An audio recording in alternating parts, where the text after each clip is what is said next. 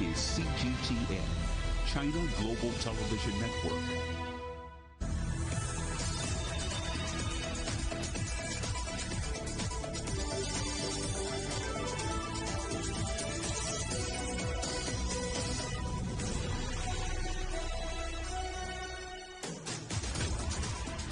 Hello and welcome to Global Business Europe, live from CGTN in London. I'm Jamie Owen. And I'm Robin Dwyer. Our top stories.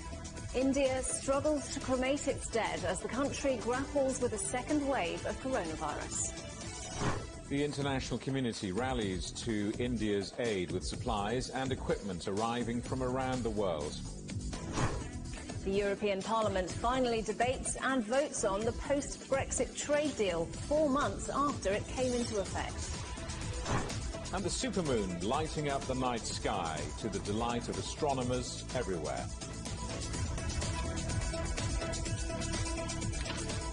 Well, let's start in India, where hospitals are having to turn away patients due to a lack of oxygen supplies and beds. The country is also struggling to cremate the dead, with makeshift funeral pyres being built in the capital. The World Health Organization says mobile field hospitals are being set up as the country records a 6th consecutive day of more than 300,000 positive cases. Ravinder Bauer reports from Delhi. Well, on the one hand, where international countries are sending medical supplies in aid, that will not be enough to meet the ground demand, because at the rate at which the infection is rising, the number of people who are requiring medical treatment at this point, it will be difficult to fulfill that demand with just this kind of aid which is coming in. The government really needs to ramp up the infrastructure, which they are trying to do. But more than that, what is important at the moment is to break the chain of the spread, because the spread is quite high and the infectiousness of this particular variant is very high, and to break that there has to be a total lockdown. Now that means there will be a big hit to the economy, but something that the government will probably have to think about, because right now the local lockdowns which have been announced are making some difference, but not to such a huge extent. And that's why it is important that a national lockdown be announced, but that would mean loss of livelihoods, because you know that a lot of people in India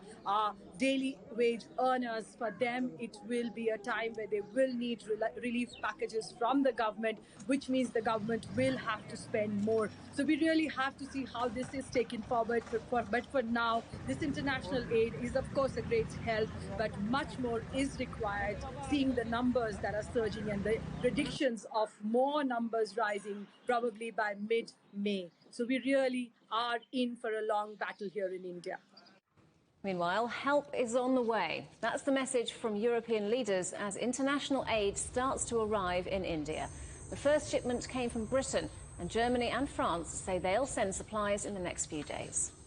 Let's talk now to our correspondent, Naweed Jabarkil. So, Naweed, how vital are these supplies? They're incredibly important, Robin. I think with this coronavirus pandemic, people may have become a bit desensitized to the amount of figures being thrown around. But just to recap some of those that we heard from Ravinder's piece there, 320,000 cases, infections recorded on Tuesday. It's 6 days in a row now. So every 2 or 3 days, every 3 days, almost 1 million people are recorded to have the virus. In India, the figures could be even higher. 2,771 deaths. Again, that rising to almost 200,000. And what's the pictures we've seen come out of the country in the past week or so, those pictures of devastation and despair, what that's done is spurred the international community to act, governments, but also ordinary people, as we've been finding out here in London. Thousands of miles away, but compelled to help. The Indian diaspora is the largest ethnic minority in the UK, almost 1.8 million people. Here at one of Europe's biggest Hindu temples, the desperate scenes out of India feel a lot closer to home. The donations are flooding in, really. Just in a couple of days, we've passed the £100,000 mark.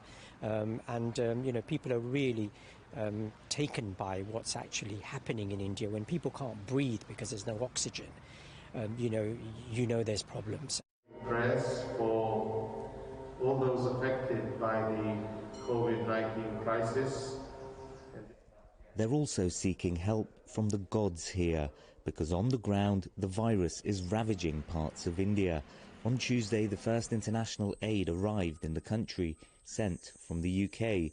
200 pieces of equipment, including ventilators, just a drop in the ocean compared to the roughly 300,000 cases a day being reported.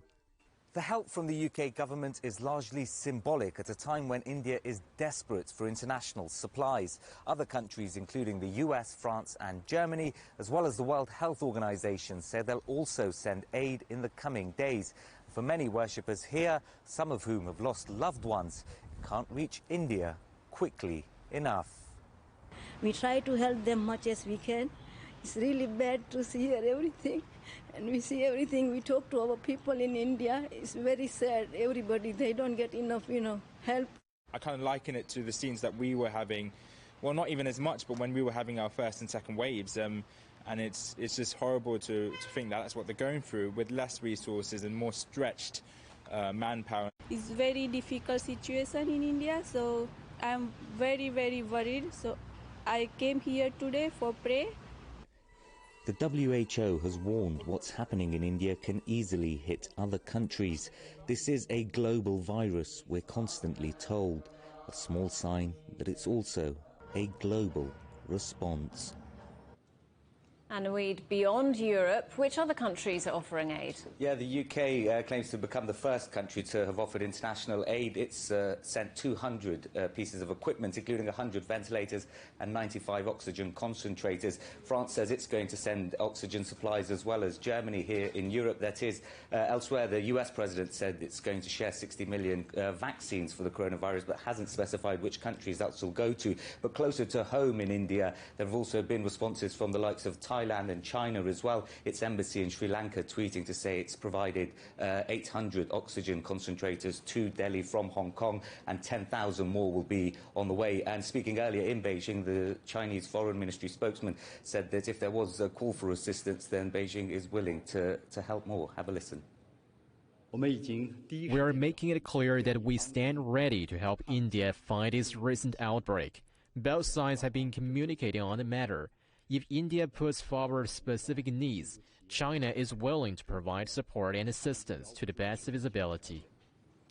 We're seeing this emphasis from countries all around the world and a demand from the Indian government for oxygen supplies, for oxygen ventilators and concentrators as well. Because the focus right now, as we heard in that piece, is on actually getting people to breathe. But some doctors in the country have also called for vaccines to be shared, something that's been quite controversial in the past year and something that the World Health Organization has called for more help on with its COVAX scheme as well. The US, the president, as I mentioned, said it's going to share 60 million vaccines, but hasn't specified. India is saying some of them should go to that country. And here in the UK, its government has ruled out sharing vaccines at the moment. The spokesman for the Prime Minister, Boris Johnson, said, quote, "We're moving through the UK prioritisation list for our domestic rollout and we don't have surplus doses," end quote. So while we're seeing this global response to try and help India, we're also seeing the sorts of vaccine nationalism that we've seen throughout this pandemic over the past year and a half or so. Robin. Naweed Jabarkil, thank you. Well, as Naweed was saying, there's been an outpouring of support for India across Europe as it grapples with its surge in coronavirus. Indian expatriates are leading the way, with social media groups becoming a hive of activity. Trent Murray reports now from Berlin. As the COVID-19 crisis deepens in India, countries across Europe are gearing up to send support. Germany has pledged to contribute oxygen and ventilators, both of which are in short supply. Watching the health emergency unfold from abroad is particularly hard for Germany's Indian expats, many of whom are now banding together to push for further aid. Every Indian or every German, they are very sad. I have seen many Germans are calling me, sending me news and asking for help, whatever they can do. They are showing sympathy for us and praying to the God that situation come under control.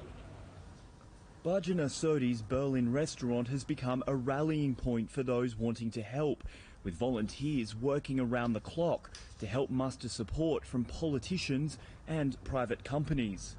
Almost 40 companies, we contacted to 40 companies, please help us, although wherever the concentration, ventilations, BPAP, machines and oxygen concentration machines are available.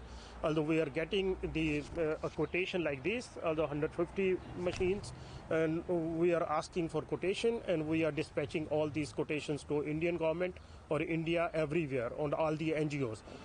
The German Air Force is preparing to fly in more life-saving cargo, with Chancellor Merkel expressing sympathy for what she describes as terrible suffering. The government's pledge to help India comes as concerns remain about the high number of new infections being recorded here in Germany. Tough new lockdown measures were introduced over the weekend, as well as beefed up border controls designed to keep out infectious new variants. Berlin has now banned travellers from India entering the country, except German citizens. The health minister says the strict measures are necessary to ensure the new mutation discovered in India doesn't endanger Germany's vaccination program. Trent Murray, CGTN, Berlin. The German government has raised its growth forecast. Europe's largest economy now sees gross domestic product increasing to 3.5%, up from a previous estimate of 3%. That's based on lockdown measures easing and the vaccination programme gathering pace. It also expects GDP to grow by 3.6% next year and the economy to reach its pre-pandemic level by 2022. China's industrial profits surged last month, almost doubling from a year ago, supported by a booming economy and demand for raw materials. Profits rose to $110 billion in March, up 92%. Growth was slower than the first 2 months of the year, which saw a dramatic 179% increase, but it still outpaced the 20.1% gain in December. French oil giant Total has taken legal action that could see it abandoning its gas project in Mozambique after an attack by so-called Islamic State fighters last month, which saw dozens of civilians killed. Total had hoped to begin exporting liquefied natural gas from Palma within 3 years, but has withdrawn its staff from the $20 billion development. Apple will begin rolling out an update of its operating system with new privacy controls designed to limit digital advertisers from tracking iPhone users. Currently, data is used to create highly targeted advertisements based on online behavior. Facebook has lobbied against the change, arguing that the opt-out system will make advertising less effective. Toyota, the world's biggest car company, is to buy the self-driving unit of the ride-sharing platform Lyft. The deal, valued at $550 million, will give the Japanese firm greater exposure to the booming driverless car market in the United States. The European Parliament is finally debating and voting on the post-Brexit trade deal 4 months after the agreement went into effect. The results are expected early on Wednesday, but there's little doubt over the outcome. MEPs are expected to wade through the deal, but the EU has said that the UK will be held responsible for any breaches. Well, let's talk to our correspondent Tony Waterman in Brussels. Tony, what difference will today's vote actually make? Well, Jamie, in terms of the deal itself, not that much. As you mentioned, this came into effect in January, and outside of some lingering grace periods, it's pretty much in place. Today's vote and debate was really procedural. This is about MEPs getting their opportunity to talk about this deal, debate this deal, something that normally happens long before a deal actually comes into effect. And many of them use this as a way to lament Brexit, but also express hope that this is going to be the turning of a chapter. This has been a very difficult period in European history. This is something that they do not want to see repeated, and they simply want to move on from this. Unfortunately, what they seem to be moving on to at this point in time does not look to be all that great. We see that trade between the two has plummeted, and the relationship, which had begun to sour during the negotiation process, really looks to be curdling a bit here. The EU has accused the UK not once, but twice of breaching this agreement already. It's launched legal proceedings over this. And Ursula von der Leyen, the Commission president in Parliament today, said that while she hopes this is the turning of a page, she made it very clear that the next chapter is one in which the European Union will defend itself. Take a listen. This agreement comes with real teeth, with a binding dispute settlement mechanism and the possibility for unilateral remedial measures where necessary. And let me be very clear. We do not want to have to use these tools, but we will not hesitate to use them if necessary. Tony, the UK has been warned to stick to the deal. What action can the EU take if they don't? Well, there is a dispute mechanism that is part of this deal to protect both sides if there are any alleged breaches to it. That follows legal proceedings like we're seeing the EU take against the UK after it unilaterally decided to extend grace periods on customs checks for goods moving from Britain into Northern Ireland. Things like extending tariffs to sort of re-level the playing field. This is an option in these types of dispute settlements. But the MEPs actually told the commissioner today to make sure that they pursue any sort of breaches with a lot of vigor. And Ursula von der Leyen did say that some progress has been made when it comes to resolving some of these outstanding issues, most notably on the proper implementation of the Northern Ireland Protocol, which was one of the most sensitive parts, if not the most sensitive part of this agreement. So there's hope that that is going to be settled in the very near future. But I'm going to say it now. I've said it before many times, Jamie. This is not the end of Brexit. This is something that is going to be here for many, many years to come. And this deal was pretty bare bones. It focused on trade. It largely ignored the financial services sector. So these negotiations are going to be going on for a long time to come. Tony, we look forward to many more years of discussing Brexit. For the moment, thank you very much indeed. Tony Waterman there for us in Brussels.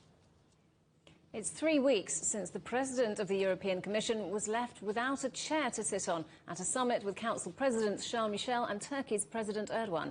Ursula von der Leyen has spoken for the first time about the incident, saying she felt hurt by the snub and saying the blunder could only be explained because she is a woman. Turkey says the seating arrangements were requested by EU officials. More at europe.cgtn.com. You're watching CGTN. Still ahead, keeping young people out of trouble as tensions run high in Northern Ireland.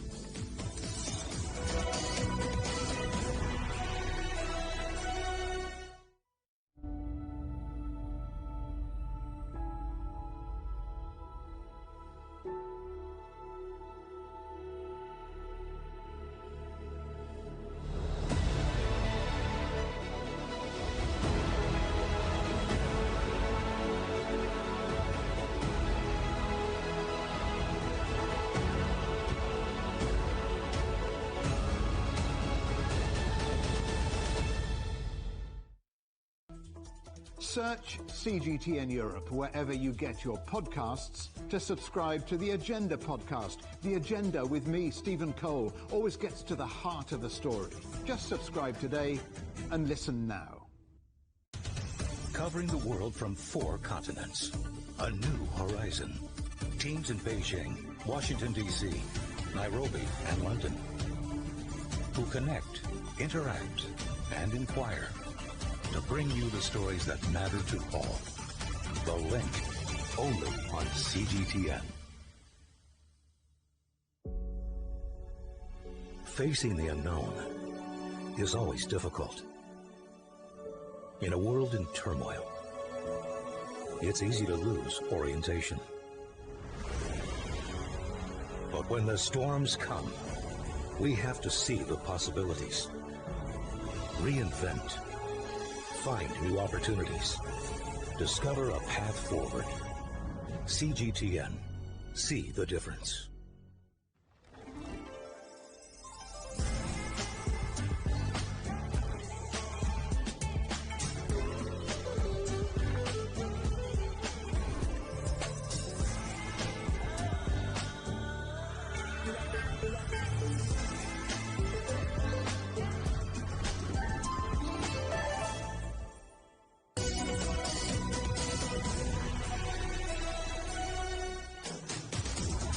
Welcome back to Global Business Europe.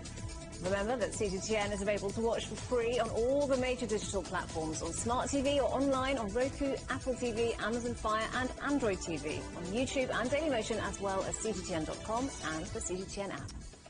Now it's earnings season and a deluge of corporate results out this week. Here's Juliette Mann.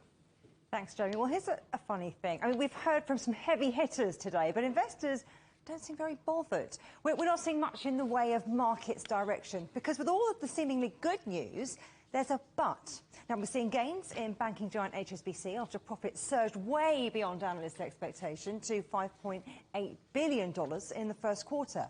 But the fallout from US fund Archegos is still rippling across the banking industry, with losses now over $10 billion.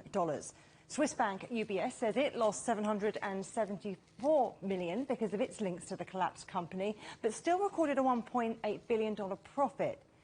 Nomura, that's Japan, they posted their biggest quarterly loss in over a decade. No bright spots there. Now, maybe that's why analysts aren't excited about those HSBC numbers. Now, BP's results had a warmer reception. In fact, shares in BP are up 15% since they posted their full-year results in February. And they jumped again today on stronger oil sales and bumper revenue from natural gas trading. Profits beat expectations, almost tripling to $2.6 billion. And now the energy company says it can start buying back its shares and that it will continue to generate surplus cash this year if oil prices stay above $45. At the moment, they're around pre-pandemic levels, more or less $65 a barrel. Whitbread, now, they own chains like Premier Inn and Beefeater. They say they're targeting cost savings, but posted a $1.39 billion annual loss. You know, hospitality has been particularly hard hit during the pandemic, but the firm says it does expect a significant bounce in staycation demand this summer. Well, Fiona Cincotta is an analyst at City Index. She's here now. Thanks for joining us. Let's start with HSBC results. Markets seem quite excited about them, or they're positive. Do you think that they've been overcautious? Do you think the banks in their pandemic strategies after all? It seems to be that way right now, but that's with the beauty of hindsight, right? So, I mean, at the time, they sort of took the action that they deemed was necessary. Obviously, we've had fiscal support from governments, and also we've had monetary support from central banks. So that's something that the HSBC and other banks couldn't necessarily price in at the time because they didn't know what was going to happen. So there definitely was a very cautious slant to the way they behaved, but now we're seeing sort of reaping the rewards from that caution. So, you know, that those bad loan provisions that they set aside, HSBC set aside around $3 billion last year in bad loan provisions, and so they released around $400 million of that, which is what's really helped to boost their numbers today. That's the banks. Let's talk about BP. I mean, you could say they're performing while transforming. What's your outlook on the company and the impact that this relatively new CEO is making? I mean, do you think investors could have expected any more? I think these were really solid numbers. This was a really good showing from BP. As we said, we've got the support from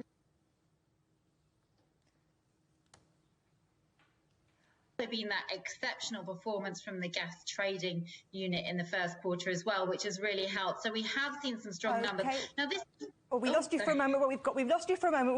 We got you back. You were talking about how you thought it was a solid, strong set of results. That's right. And so what's really important with these numbers as well is to do with the transition that we want to see from BP towards that sort of cleaner, greener machine that it wants to become. It needs to use the money and the assets from the traditional sort of profit-making machines, so as in the oil assets, in order to be able to transform into the new company. So that's something that's been very useful to see, that it is still making that money. As you said, with the oil prices expected to stay relatively high, that does bode well for BP going forward. Now, I'm not sure if you've been out to a restaurant, sitting outside for now, but things are opening up in the UK. That said, the hospitality sector's got a long road to recovery, hasn't it? It has. I mean, it was the hardest hit as far as the coronavirus pandemic is concerned. You know, they really did suffer as far as travel restrictions, people not being able to visit other parts of the country, not having international tourism. There has been a very hard hit. Now, things are starting to turn a corner. I mean, we have seen sort of this control on costs from sort of companies such as Whitbread. As you said, I mean, there was an eye-watering loss around that £1 billion mark. But this should be able, sort of the line being drawn under this. We think with the vaccines rolling out now and the economy reopening, and even looking towards this summer, I think there's probably quite a lot of people that are actually going to look to staycation rather than go abroad, and that could really help companies like Whitbread to see a bounce back over the summer. Fiona Cincotta, thank you very much. It does, though, seem that it's down to us consumers to get the economy back going, Jamie. We're going to have to keep spending, spending, spending. Spend, absolutely. Thanks, Juliet. Electric car giant Tesla has reported a bumper start to 2021, with sales up more than 70% on the same time last year. But there's more bad news for the aviation sector. Let's get more now on what's moving the markets, and we can talk to our correspondent, John Terrett, who's at the New York Stock Exchange. Yes. So, John, hello to you. Tell us more about Tesla. Hello, Robin. Hey, Robin. Hey, Jamie. I'd like to be associated with Juliet's remarks, which is to say that the numbers seem pretty good, but the markets are not really reacting very positively because there's a big but. Let me try and explain how that fits in with the Tesla story. First thing to say, as you know, Tesla is simply the most exciting company of our era. It really is. First we had the energy companies, and we had the car companies, the dot-coms, the computer companies, and now it's the AI companies, of which Tesla is a leader. And of course, Elon Musk is their secret sauce. He's such an exciting, innovative young man. He's taking part hosting Saturday Night Live in a couple of weeks' time, which is a major comedy program on NBC on Saturday evening that everybody watches. And so you can see that he just keeps on generating publicity for himself and his company. And of course, it's a car company, a space company, it's a clean energy company with solar panels. It's all sorts of things. And the latest news, they've had a record start to 2021, $438 million in profit, revenue up 74% to $6.3 billion. But here comes the but. Tesla stock is down. And the problem is that many on Wall Street wonder whether all this is actually sustainable or not. They've noticed a slowdown in the revenue already, and they wonder how much worse this will get. And they also looked at the very stiff competition in the EV market, not least of all from China. Although, as I always say, those companies do not have the secret sauce that is Elon Musk, so we'll have to wait and see. The other line of interest here in Wall Street today is that they bought $1.5 billion worth of Bitcoin in the quarter, and they sold $272 million worth of it. Musk is accused of buying it, talking it up, and then profiting from it. He issued a tweet saying, look, I sold it to prove its liquidity as a cash alternative, which is, in other words, Robin really is just saying, I'm Elon Musk, so on your bike, mate, I'll do what I like. Tesla shares are down 4% at the moment, but still about $700 a share. Robin? So plenty going on with Tesla then. What else has caught your eye? Well, I like talking about General Electric. General Electric was one of the original Dow Jones components when they formed it back in 1896, and it's only just come off the Dow Jones in the last couple of years. You don't buy GE stock if you want to make a quick profit. It's a, you know, in the sort of, it's a tortoise in the race against the hare is GE, but it's had a lot of troubles lately, and the stock is down again today, and here's why. It has several divisions. Three of them, power, renewable energy and aviation, did not do well in this quarter, although healthcare and financials did relatively well. The CEO, Larry Kalb, says he thinks that the renewable energy division will pick up in 2022. But he also says he was asked why the aviation division, they make big jet engines, why the aviation division hasn't done better. And he said, look, you know, European departures from European airports are down by 75% on the pre-COVID era. That is why. So we'll have to see whether it comes back or not. General Electric shares down 3% this minute. And then Hasbro. I like talking about the toy companies as well. Hasbro is based in Rhode Island, a little tiny state, the tiniest of all the states, to the north of New York City. And their profits and their earnings easily beat Wall Street expectations. Their revenue was a miss. Sales up 14% on things like Nerf blasters. I don't know what that is. Play-Doh. I do know what that is. Transformers. Twister. A good game if you like smelly feet. My Little Pony, and of course Monopoly, which is that great Sunday afternoon game that you play when you're a family. They've done well, as did Mattel, based out in California. They were doing well based on Barbie and Fisher-Price toys last week. Now, Hasbro shares are up 1.3% at the moment, and the reason for that is they're selling their E1 music division, which includes Death Row Records here in New York. Now, Robin, they bought this 2 years ago for $4 billion. They're selling it to a private equity company called Blackstone for $385 million. So that's a huge loss. But I think it is that they just want to be a better toy maker and a better toy seller. And you don't really want to have a record label called Death Row Records around your neck when you are a toy maker.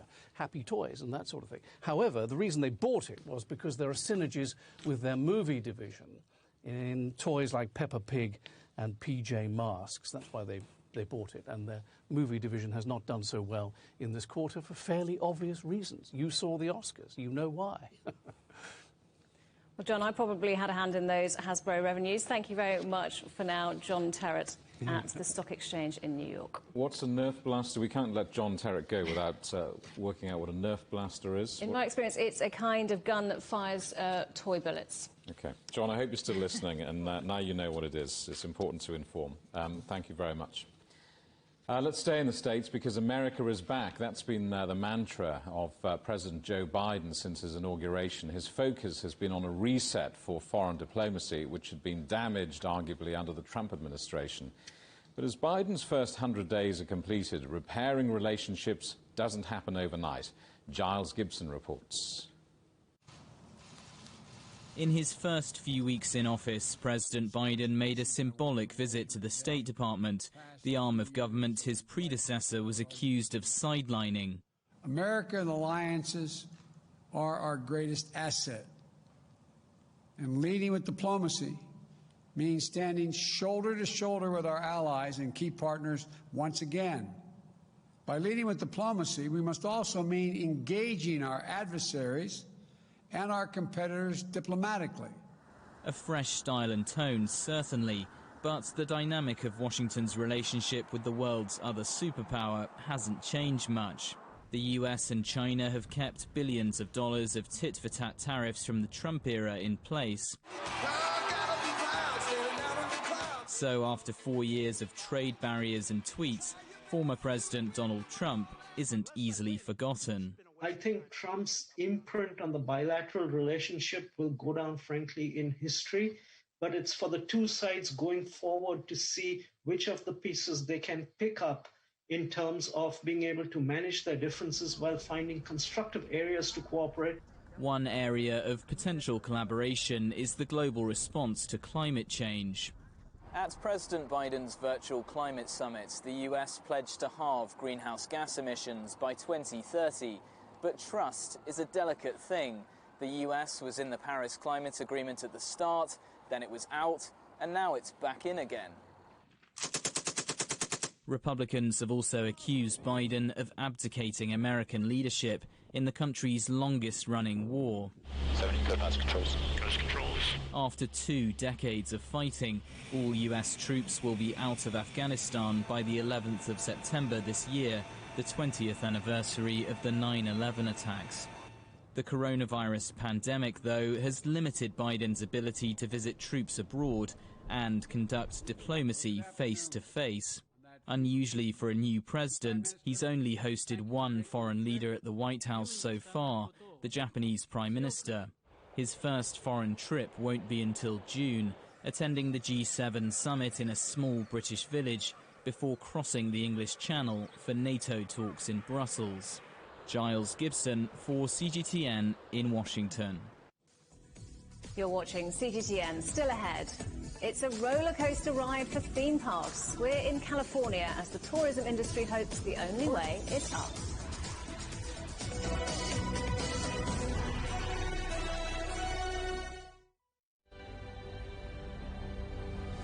More than 100,000 people in Italy have now died from COVID-19. The vaccination programme offers some hope for the future, but intensive care units are near capacity. The Spanish government is hoping to vaccinate over 1 million people by next month. Living in Germany are struggling with their mental health. Hungary is supplementing the EU's vaccine rollout, buying doses from Russia and China to speed up the process. 4 million people have tested positive in France. After a grim winter, the promise of a spring bloom that could mean freedom for millions.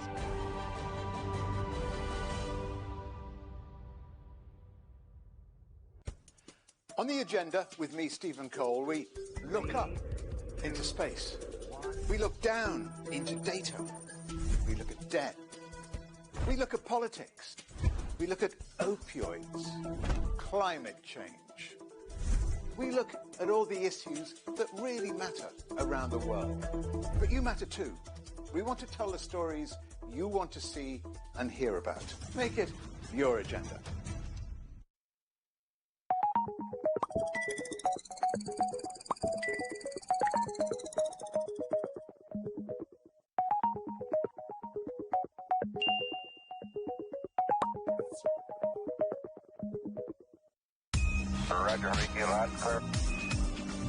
We can try out the wild and crazy ideas.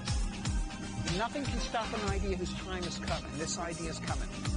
I actually feel quite comfortable in isolation. We should all be very busy when we try to save the world. Awesome! We hope it will happen. We have to live in hope. The agreement is signed. But what is the real deal now the UK has left the EU? For trade, for business, for the city, for ordinary people. Make sense of Brexit with CGTN.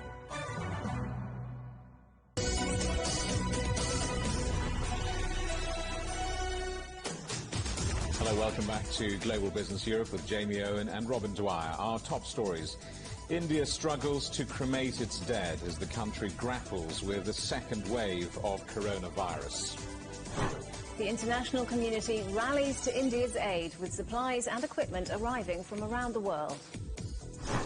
And the European Parliament debates and votes on the post-Brexit trade deal 4 months after it came into effect.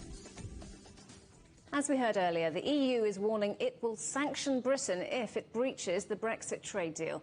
This just days after disturbances broke out in Northern Ireland amid unease over the new trading arrangements. Well, many young people were involved in some of the worst street violence in years, with tensions between Protestant and Catholic communities running high.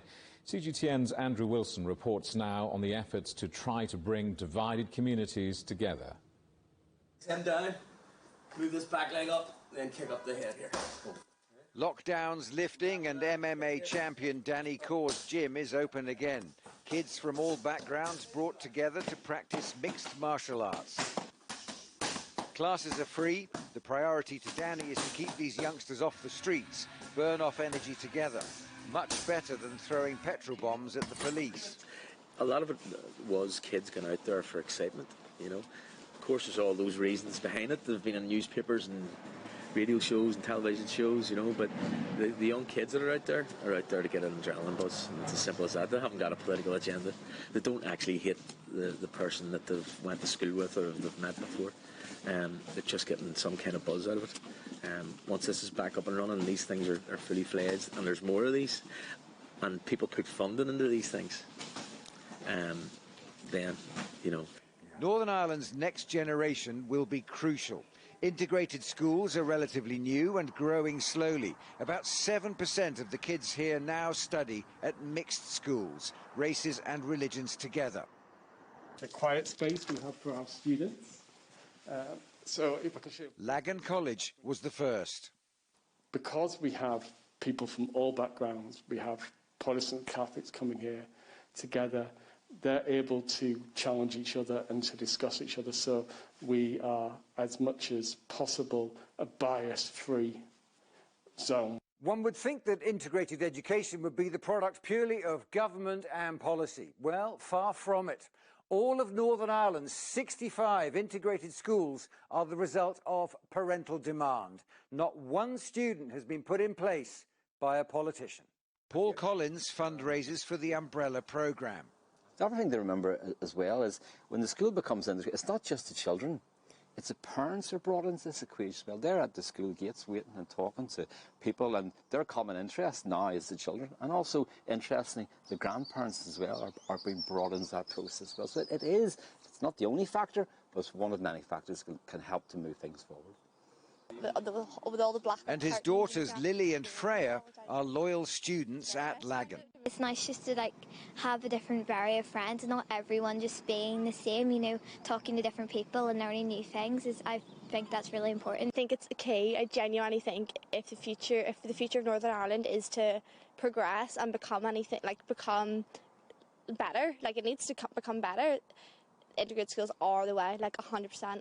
For every teenager at the barricades, there's another being helped to build a better future. And whether it's parental pressure on an education system or a local gym giving youngsters a place to go, there are plenty of adults in Northern Ireland playing their part to help write a different story for the next generation. Andrew Wilson, CGTN, Belfast. Well, let's talk now to Louise Ferguson, who writes for the Irish Times, Reuters and the Washington Post. Good to have you on the programme, and sorry to bounce you into some breaking news, but we're hearing that one of Northern Ireland's most important politicians, Arlene Foster, is facing a no-confidence motion. For an international audience unfamiliar with the granular and sometimes baffling detail of Northern Ireland politics, how significant is that? It's actually Amanda Ferguson, but we'll not bother about that. It's a very significant move. At the moment, following our peace agreement in 1998, a mandatory coalition government was formed, which is headed up at present by a British Protestant Unionist politician and by an Irish Republican politician. So it's two different heads of government with very different ideas about what the future of Northern Ireland should be. Now, Arlene Foster is the First Minister. She's the leader of the Democratic Unionist Party, and there seems to be moves within the last hour. It's become apparent that there's a move to perhaps try and oust her from her leadership position, with various documents circulating amongst her political reps suggesting that they have no confidence in her leadership anymore. The European Parliament, as we were reporting earlier on this programme, finally gets to vote on the post-Brexit trade deal. At the sharp end, in Northern Ireland, do you think the communities there can now turn a new chapter? Well, I think that the majority of people in Northern Ireland have been peace supporting for their entire lives. Certainly the Brexit protocol, which affects trade between Britain and Northern Ireland, has caused a great deal of distress amongst those who would identify as British Unionists within Northern Ireland. They feel betrayed by the UK government, they feel betrayed by the Prime Minister, and they're uneasy about the future because the political landscape and the demographics of Northern Ireland are changing. So there's no one particular reason why we saw street violence earlier in this year. There's a combination of factors that led to that. Let's talk about the young people involved in those disturbances on the streets of Northern Ireland. I wonder how important are integrated schools in trying to heal those divided communities, and perhaps why there are so many children still educated in separate Catholic and Protestant schools. Yes, integrated education is extremely important, and under 10% of our schools are integrated. Certainly it's viewed that if children were educated together, that it may make social cohesion better. Certainly there's some people who live in what would be referred to as single identity communities, where perhaps they may never meet or interact with people from a different background, perhaps until they go to university or they enter the workplace. So certainly it's going to be one of the tools that will help our society, but it's not the only one that needs work on. Well, another one that might need work on is perhaps the economy there. Growth prospects for the Northern Ireland economy look pretty promising over the next quarter or so. I wonder, does peace on the streets depend in some part on a wealthy and employed community? Yes, it certainly does. It's not a very good image when sort of street violence and buses on fire and petrol bombs being thrown at police are beamed all over the world. But it has to be put into context that that is something that is happening from a minority of people within a minority of communities. Certainly it's very worrying, and we don't want to see repeats of that. But there were a range of factors that played into that. One of them was anger around the Brexit protocol. We also have criminal and paramilitary elements involved. And also there perhaps would be what would be referred to as recreational rioting, perhaps a little bit of lockdown fatigue amongst young people who view it as something exciting to be part of. But certainly, it's a minority of children, and our Children's Commissioner in Northern Ireland has indicated that she feels adults encouraging young people to take part in street violence, that it's a form of child abuse. Amanda Ferguson, thank you very much indeed for talking to us. Thank you. Turkey is to go into lockdown on Thursday as the country battles a third wave of COVID-19. In the strictest measures so far, all schools and non-essential businesses will close and public transport will operate at half capacity. Alcohol sales are also banned. President Erdogan says the aim is to reduce daily infections to under 5,000 cases. Informal talks between Turkey and Greece on the future of Cyprus have begun following a 4-year pause. The Geneva-based talks will be attended by leaders from the two sides of Cyprus, as well as Turkish, Greek and British foreign ministers. Cyprus was divided between Turkey and Greece in 1974. Previous reunification talks have failed. California's Democratic Governor Gavin Newsom, who's up for re-election in 2022, could be facing a vote of confidence before the end of the year. Enough signatures have been gathered to trigger a statewide vote on whether to remove him from office over his handling of the pandemic. The Democrat has called the move a far-right power grab. In Myanmar, around 200 protesters have marched in Yangon. It's the largest rally in weeks since a brutal crackdown on demonstrators. Humanitarian groups say security forces have killed more than 750 people since February's military takeover. Massive sandstorms have swept across Mongolia, causing air pollution and traffic accidents. The sand wall stretched for hundreds of meters and enveloped buildings in many cities, turning the sky yellow. People have been warned to stay indoors with more storms expected. After a year of coronavirus closures, California is setting its sights on a full reopening of some of its tourist attractions by June. As with most sectors, theme parks are keen to get back to business, having suffered huge losses in the pandemic. CGTN's Adis Tianshan reports. A popular local attraction in the city of Palmdale, Dry Town Water Park has literally been dry for over a year. With its entire 2020 season cancelled, its budget deficit has climbed to over $1 million. Being shut down, we're not running cabanas, we're not running birthday parties that the community has come to enjoy. Obviously, we're not open to enjoy the water park on the hot days, so yeah, there was not any real revenue opportunities for us because of the closure in 2020. In the last 15 seasons, there's not have been a season such as 2020 where we've been, asked to close, and, as of today, there's still no green light for 2021. While water parks continue planning for possible reopening this spring, California theme parks are already humming, welcoming visitors back on April 1st, though at significantly reduced capacity. For now, safety regulations make it quite a different experience. Ticket sales are now mostly online and limited, so while many people may enjoy shorter lines for a change, not all the rides are open. And long gone are the days of greeting costume characters or crowded parades, and no more snacking while standing in queues.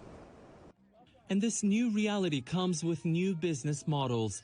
Disneyland Resort in California has canceled annual passes that normally aim to attract visitors during off-season, a term that doesn't exist anymore.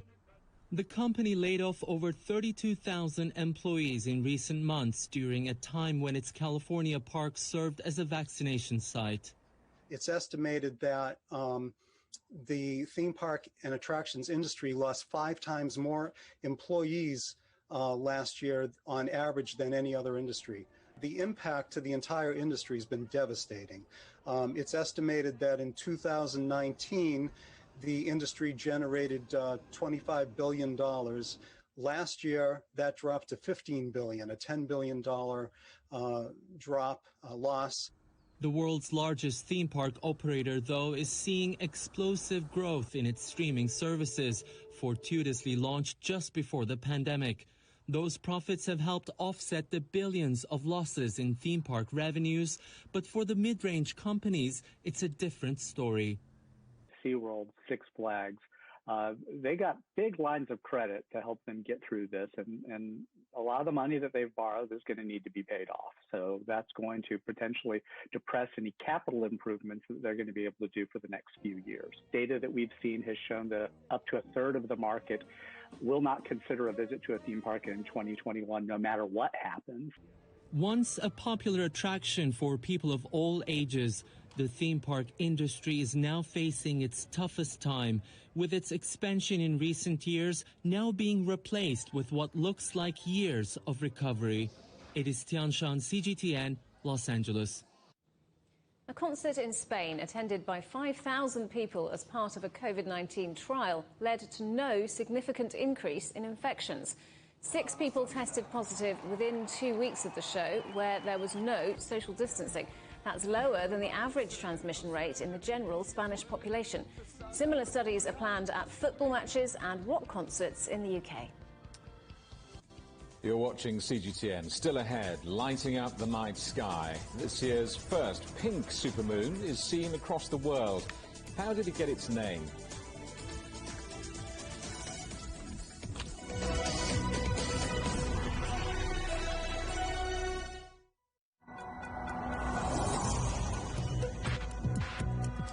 Each day, there are millions of stories. Each one can open new perspectives, new possibilities. Wherever you look, we are there.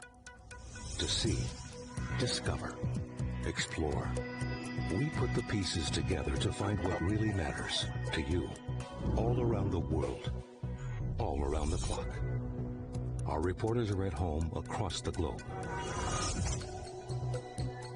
From our headquarters in Beijing and production centers in Washington, Nairobi, and London, China Global Television Network.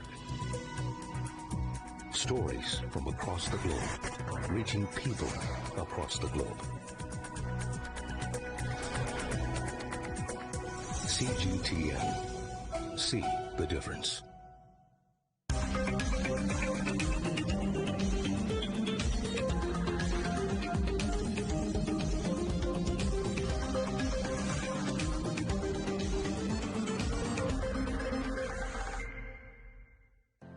Murray, what would you say is a good question? Stephen, I'd say it's one where there's always more than one answer.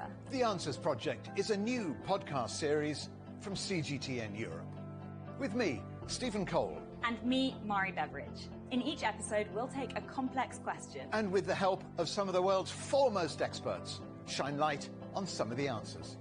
So join us for The Answers Project. Available wherever you get your podcasts.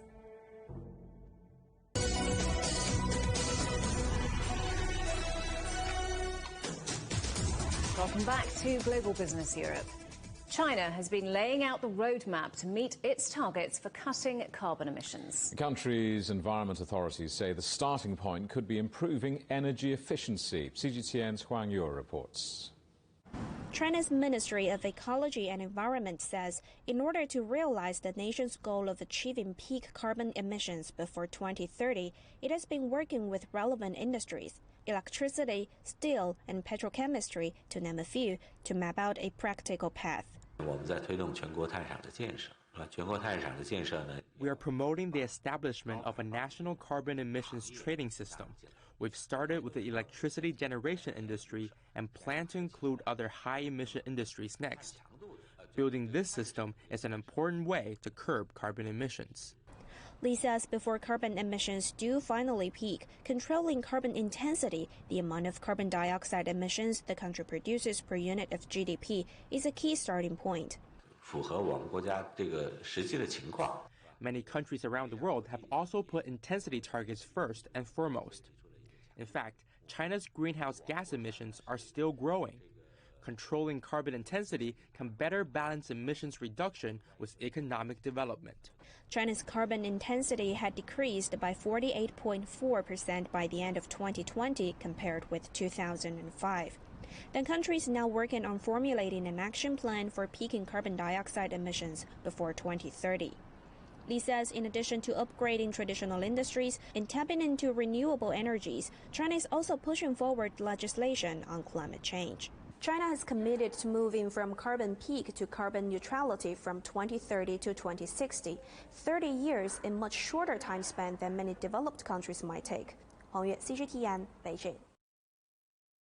A new malaria treatment shown to be 77% effective in trials in Africa has been announced by the UK institution behind the COVID AstraZeneca vaccine. The Jenner Institute at Oxford University says the development could be a game changer in the fight against the disease that killed over 400,000 people worldwide in 2019.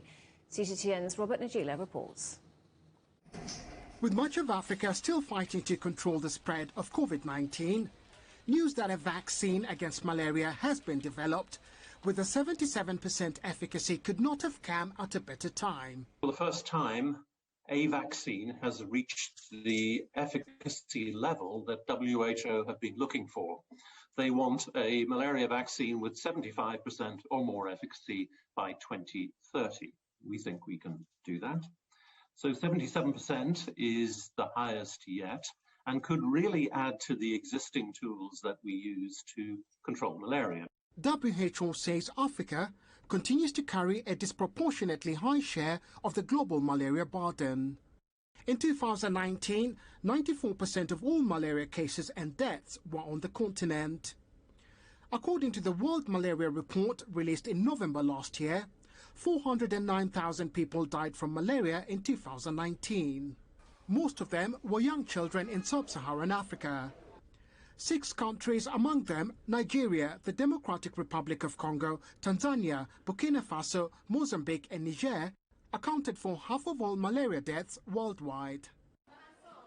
In recent years, efforts to control malaria have been scaled up, reducing mortality by an estimated 44% in the past decade. But the disease continues to have a huge impact on economies and their populations in Africa.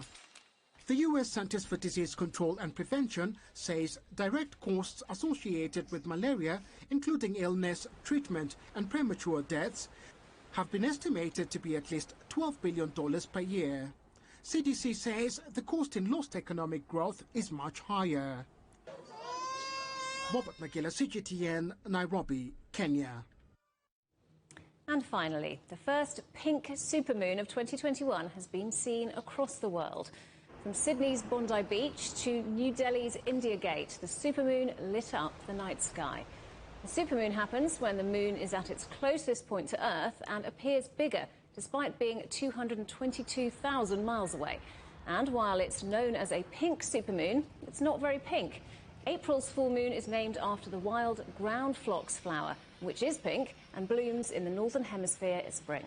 Don't worry if you missed it, though. The supermoon will appear full for a few more nights to come. The headlines again. India is struggling to cremate its dead as the country grapples with the second wave of coronavirus. Hospitals are having to turn patients away due to a lack of oxygen supplies and beds, and makeshift funeral pyres are being built in the capital. The international community is rallying to India's aid, with supplies and equipment arriving from around the world. The first shipment came from Britain, and Germany and France say they will send supplies in the next few days. And the European Parliament is finally getting its chance to debate and vote on the post-Brexit trade deal 4 months after it came into effect.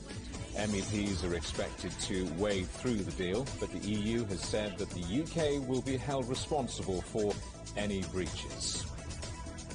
Well, that's it for Global Business Europe. Thanks for watching. More on all of our stories at europe.cgtn.com, and do follow CGTN Europe on Twitter, Facebook and Instagram. We're on smart TV apps such as Roku, Apple TV, Amazon Fire and Android TV, on YouTube and Dailymotion, as well as CGTN.com and the CGTN app. Coming up next on CGTN, it's Africa Live. We'll see you again tomorrow, same time, same place. From all of the team in London, it's goodbye. Goodbye.